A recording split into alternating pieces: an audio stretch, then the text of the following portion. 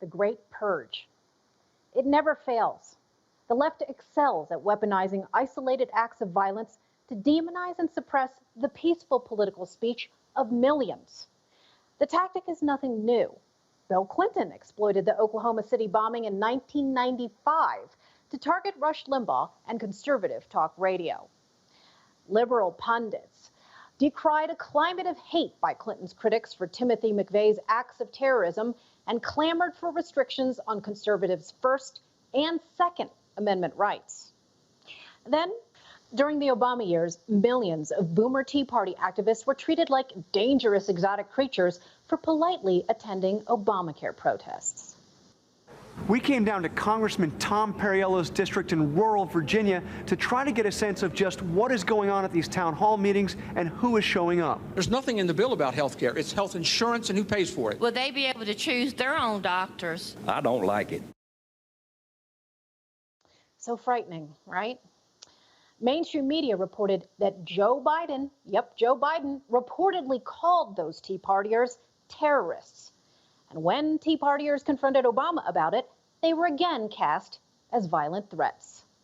He said we were acting like terrorists. You do realize that 90% of the domestic terrorist attacks are done by left-wing environmental radicals and not people like me.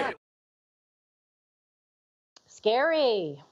Under Obama, the left falsely blamed Sarah Palin for the 2011 Tucson massacre committed by one lone lunatic, Jared Luffner, whose closest friends called him a nihilist pothead who was never really political at all.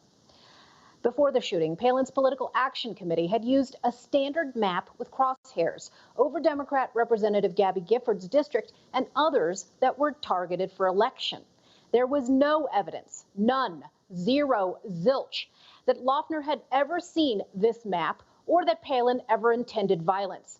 But the crisis exploiters of the left blamed her anyway. People don't, they really need to realize that the rhetoric and firing people up and, even things, for example, we're on Sarah Palin's targeted list, but the thing is that the way that she has it depicted has the crosshairs of a gun sight over our district. And when people do that, they've got to realize there's consequences to that action. Yeah, well, smears have consequences too. Palin's defamation lawsuit against the New York Times after it falsely blamed her for Tucson is scheduled to go to trial this July, 9 years later.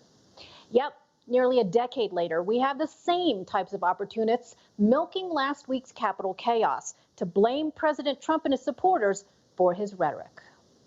What is your role in what happened at the Capitol? What is your personal responsibility? So if you read my speech, and many people have done it, and I've seen it both in the papers and in the media, on television, it's been analyzed, and people thought that what I said was totally appropriate.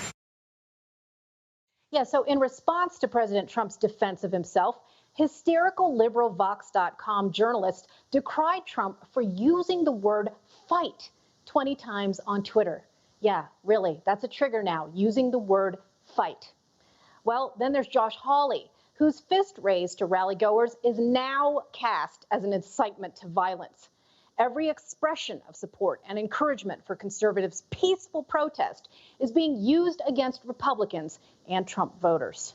It's all part of the time-worn playbook to diminish the law-abiding, constitutionally protected, peaceful, vigorous political speech and activism of the right.